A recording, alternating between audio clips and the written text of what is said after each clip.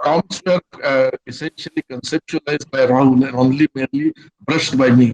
So a lot of credit should be given to Rahul for those prompts. Thank you. You can take. I can go now. Is that me now? Yes, Dr. Paul. Yeah, sorry, just got there. Okay. Well, thank you to my new friends at the ILS. It's a great honour to be here, have the opportunity to present tonight. And I really applaud your initiative. It's great. I think it's major. It's going to make significant changes forward. For me, I feel honoured, really honoured to be here tonight with many of my. I'm amazed. I've got an inspirational group, Michael Stein, who I visited back in 2008, who started a very big change. I've worked with Peter and continue to work with both Michael and Anna, of course, who, being blind as well, I've reached out to a number of occasions and has provided me valuable mentoring, especially as a junior academic who as well was very scared asking those questions and how do I cope? And those, so I'm a younger, 40 now, he calls me a dinosaur, but I've truly built on the shoulders of the. So the fact I'm zooming now to India from my increasingly sweltering office in Brisbane, which is it's a real honour. So India itself, I think of India, it's had a long commitment to international disability law. When the CRP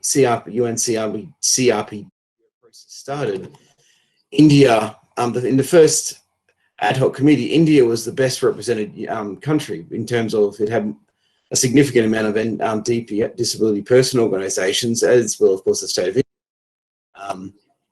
And when the CRPD was adopted, India quickly ratified it in March of 2007, and India has submitted its initial report and received concluding observations last year. So if you read the first part, up front where it's positive, talks about positive, you see some adoption of legislation and the ratification of Marrakesh. And as a blind person, the Marrakesh Treaty is something which has excited me and I've written on quite extensively. And then I scroll down to Article 27 and at paragraph 56, and I see what I was expecting, which is only 37% of people with disabilities in India have access to employment, and only 1.8% of women. So, they're pretty bad statistics. Australia has been there in the past. Now, but clearly India has a long history of recognising rights, and there's a normative shift. So, while you haven't the optional protocol hasn't been ratified, so there's no capacity to take a matter using the CRPD internationally. So how can we use this in our personal advocacy? Well, what we can do is take the breach of the CRPD into the media, to the courts. Into courts, not as an action, but as talking about it, so it gets mentioned. This is what. One of the things I want to talk more. I had some other notes, but since we're talking more about personal reflections, I'll flip over. And I really asked myself when preparing the speech, what has made the biggest difference in my life as a legal academic? So that was, for me, what has made the biggest. And for me, it's the change in the way in which my university, and indeed other universities I've worked at, have treated me as a person with a disability.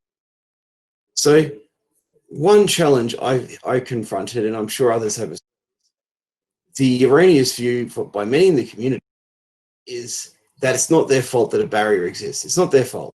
So I hear this again and again. It's not my fault that the building has no lift. It's got steps. It's not my fault that, yes, the lecture space is perfect for for students, but we don't ever anticipate someone a person with a disability flipping and standing behind the podium. A lecturer with a disability never heard. So it's not my fault that the podium software doesn't work. That's the person that procured its fault. It's not the ITS's fault. It's not the aviation support fault. So all these issues, I ask, well, whose fault is it? And there's a lot of people. Or the other way I've gone about it where I work is, well, flip it. who can do something about that? So where is the point, or where's the touch point? Well, who can actually make it? And then after identifying those people, how do I motivate? Now, disability strategic litigation is really important. So, and if you want to read some good work, Michael has published a couple of pieces on cause lawyers, which is quite good. So it's really important. In my discrimination copyright equality book, I talked about how students have sued their universities, and through suing them, reached settlements which required them, the universities, not to use the inaccessible Kindle, but instead use the more accessible iPhone. So, of course, after a number of universities stopped using the inaccessible platform, that, Amazon decided to quickly make itself more accessible, or it might be squeezed out of the whole market. So in that way, strategic litigation was powerful. Of course, if you're working for your employer, just putting it out there, suing your employer is not a good career move. The Dean of Law is not going to want to promote you after you've sued him or her. So it's very important, but for a university professor, or in my case, associate professor, it's it's of limited. So what I've tried to do when I started, particularly at UQ, where I'm at now, and back in 2011, there was a lot of shortcomings, a lot of things that really bugged me. PowerPoints, there was no one to help with PowerPoints. There's a string of small things, nothing that was actionable. Nothing that I was going to take action. And of course, if I did, that wouldn't have helped me get tested.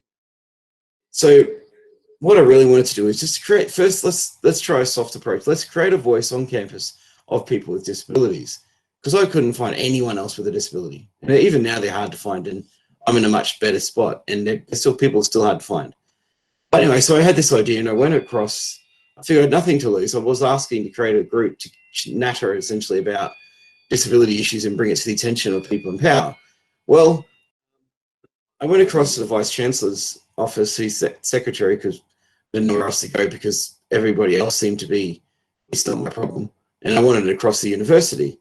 And I was sent down to Workplace Diversity Inclusion, who at the time were redrafting their disability action plan. And they said, that's a good idea, let's write it in as a group. And then Professor Tim Dunn, who Michael's met, and he's been a great champion of disability inclusion, said, well, if you're going to have a group, you really should be have some power.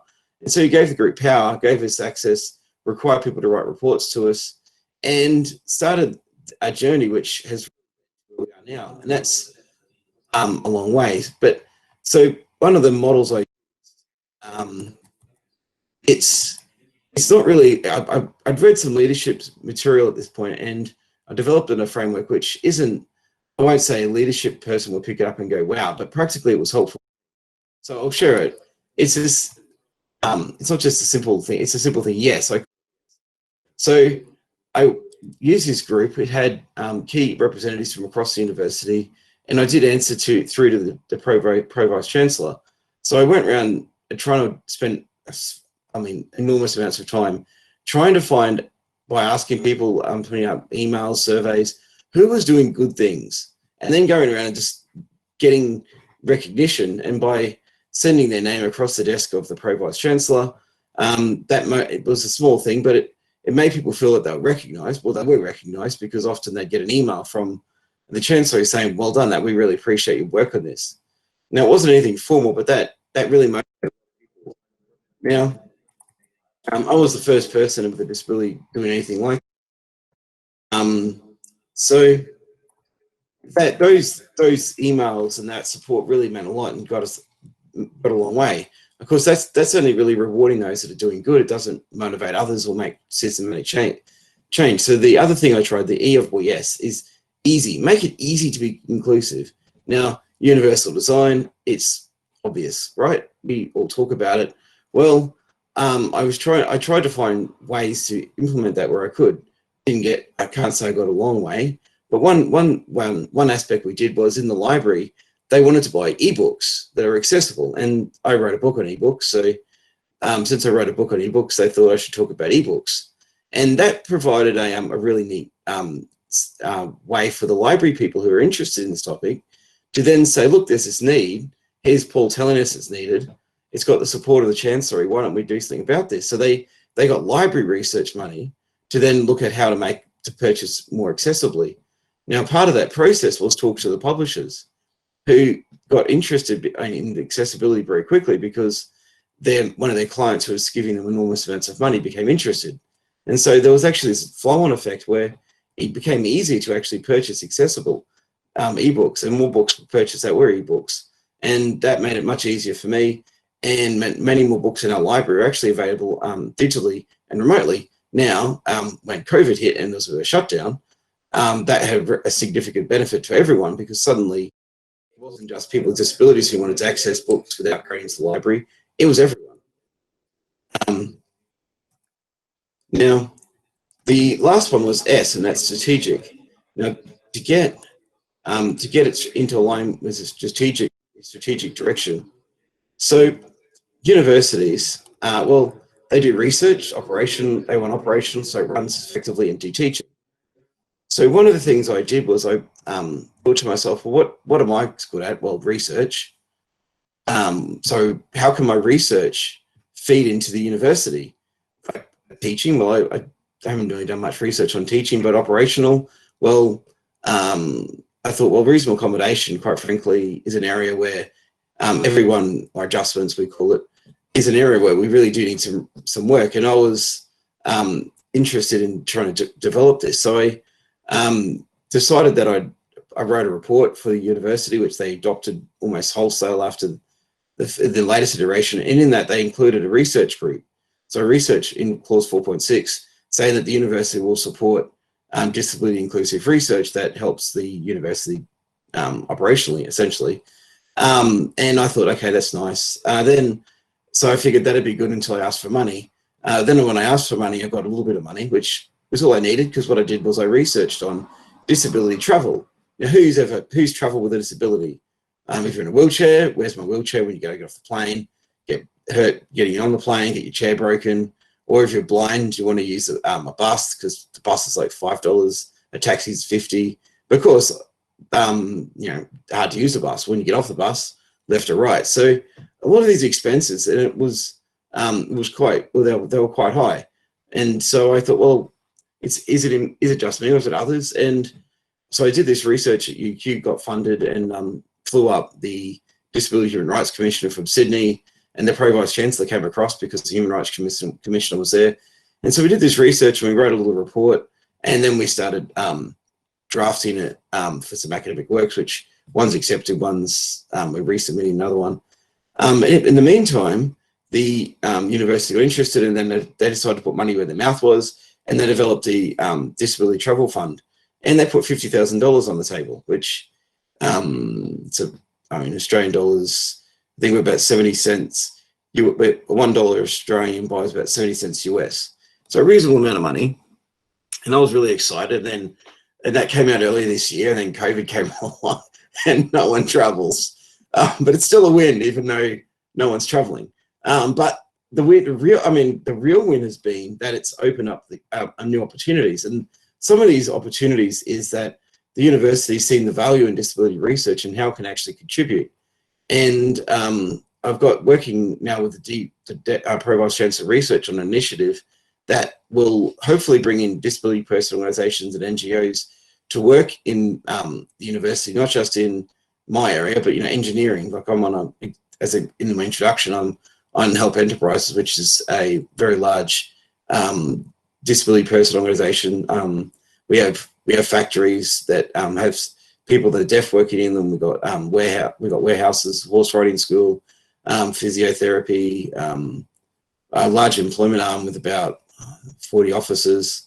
I have living supported accommodation and supported employment. So we've got people in the army and things. And so I guess all these 70 areas you could think of across the university could be interested. So that's a really cool initiative, which looks like I'm meeting next week about that we'll finalize it.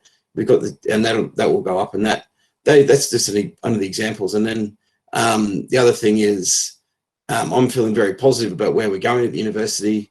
I think all of this showing how useful disability, it's not just it's nice to be inclusive, which it is, but universities are about making money, and so supporting disability research and supporting people with disabilities now is bringing in money into the university, and that's a big factor, I think. And obviously, there's a number of us now who are more visible and achieving good things and publishing more than people without disabilities, which I think is just one of those things. But we are, and then just recently I've been appointed to the subcommittee of Senate, the Diversity Inclusion, the Senate Committee for Diversity Inclusion, which was really cool because we had senators and things, and now the Vice Chancellor's joined that group. So now we have the president and Vice Chancellor of the university and the provost on this group. Directly hearing, so is disability heard? Well, at the moment it's heard by the Vice Chancellor, and she's meeting up with me in a few weeks because there's another thing going on.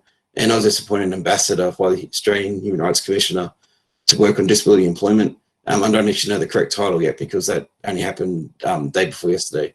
But that's all the exciting things, and I'm very positive of where we're going. I think we've come a long way, and I think initiatives like this, where now we could talk internationally about these issues and share, and hopefully learn from each other in new ways. I think it's exciting. I think the future holds a lot of brightness for us all.